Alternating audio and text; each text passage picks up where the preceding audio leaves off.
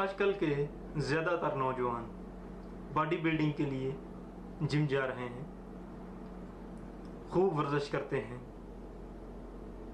کوئی 50 کلو، کوئی 100 کلو اور کوئی 200 کلو وزن اٹھاتا ہے اور پھر پھولے نہیں سماتا۔ دل ہی دل میں خوش ہوتا ہے کہ میں بہت طاقتور بن گیا ہوں، یہاں تک کہ دوستوں میں، محلے میں، شہر میں چرچا ہونے لگتا ہے کہ فلاں شخص تو بہت طاقتور ہو گیا ہے۔ لیکن اے نوجوان، میرے دوست، میرے بھائی، یہ کیسا جسم، یہ کیسی طاقت، یہ کیسی خوبصورتی کہ تو صبح فجر کی نماز کے لیے نہیں اٹھ پاتا، آرام سے سویا رہتا ہے، نفس کی پیروی کرتا ہے، دن چڑھے تک تجھے کوئی ہوش نہیں، کوئی خبر نہیں ہوتی تو کس حال میں ہے۔ اور اگر تجھے تیرا بوڑھا باپ یا تیری بوڑھی ماں نماز کے لیے کہتی ہے اور وہ بڑے پیار سے کہتی ہے کہ اٹھ میرے لال، میرے بیٹے،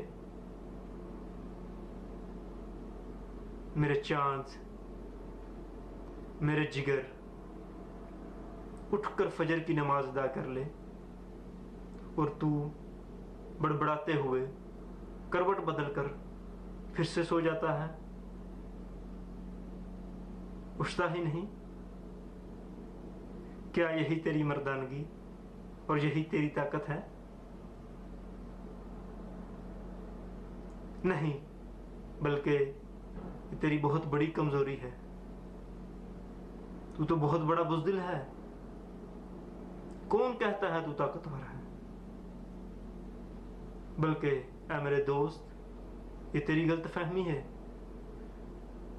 تو اپنے بوڑھے باپ سے بھی زیادہ کمزور نکلا۔ تجھ سے بہتر اور زیادہ طاقتور تو تیرا بوڑھا باپ ہے، جس کو صحیح طرح سے نظر بھی نہیں آتا، جس کے ہاتھ کمزوری کی وجہ سے کانپتے ہیں، بڑھاپے کی وجہ سے ٹانگیں بھی کمزور پڑ چکی ہیں، صحیح طریقے سے چل نہیں سکتا، لیکن ایک لکڑی کا سہارا لیے چلتا ہے۔ وہ ہر روز باقاعدگی سے تہجد کی نماز اور فجر کی نماز کے لیے اٹھتا ہے اور مسجد میں جا کر اپنے رب کے حضور سجدہ ریز ہوتا ہے، توبہ کرتا ہے، مغفرت مانگتا ہے، بھلائی مانگتا ہے اور اپنے رب کو راضی کرنے کی کوشش میں لگا رہتا ہے۔ اصلی طاقتور تو یہ بوڑھا شخص ہے کہ وہ اٹھا اور مسجد جا کر نماز ادا کی، اور تو بہت کمزور نکلا، بہت کمزور، اپنے بوڑھے باپ سے بھی زیادہ کمزور نکلا، کہ مسجد تو جانا دور کی بات، تو اپنی چارپائی سے بھی نہیں اٹھ پایا۔ کیا یہی تیری طاقت ہے؟ اس بوڑھے باپ کا تجھ جیسے نوجوان پر سبقت لے جانا، تجھ سے پہلے اٹھنا اور مسجد جانا، نماز ادا کرنا تیرے لیے باعث ندامت ہے۔ لیکن افسوس کہ تو نے اس بارے میں کبھی سوچا ہی نہیں۔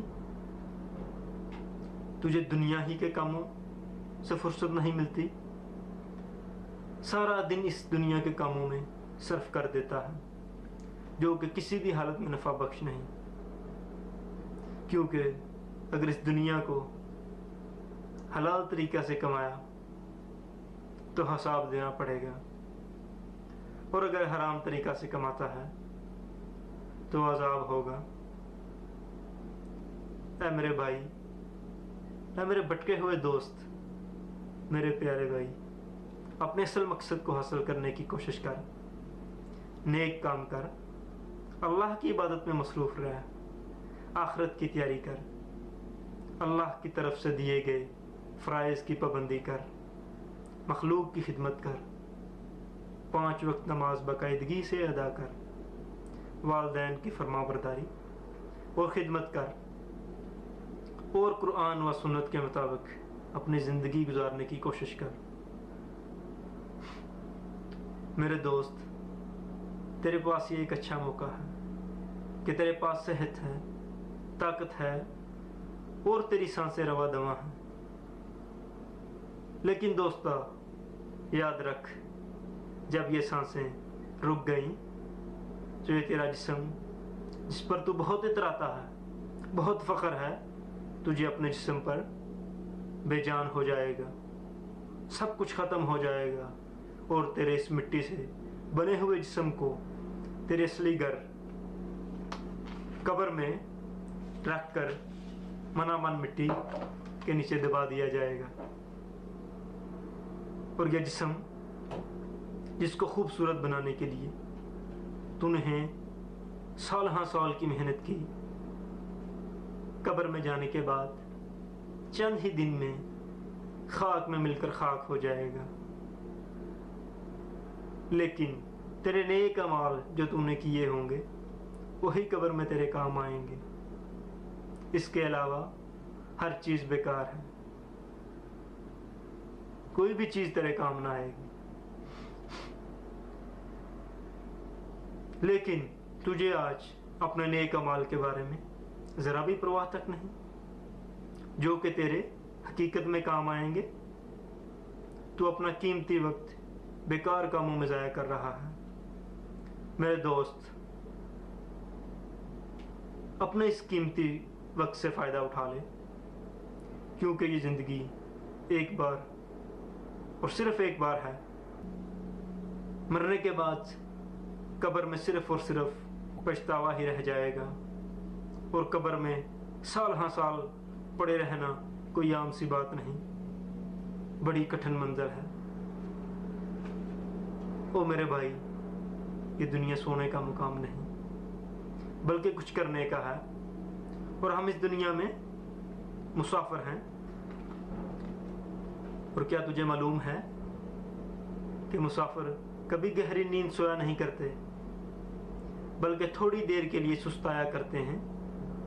और मुसाफिरों के पास ज़्यादा सामान भी नहीं होता, सिर्फ ज़रूरत की चंद अशिया जो कि एक बुकची में बंद होती हैं, और इस बुकची को उठाए अपनी मंजिल की तरफ रवां दवा रहते हैं।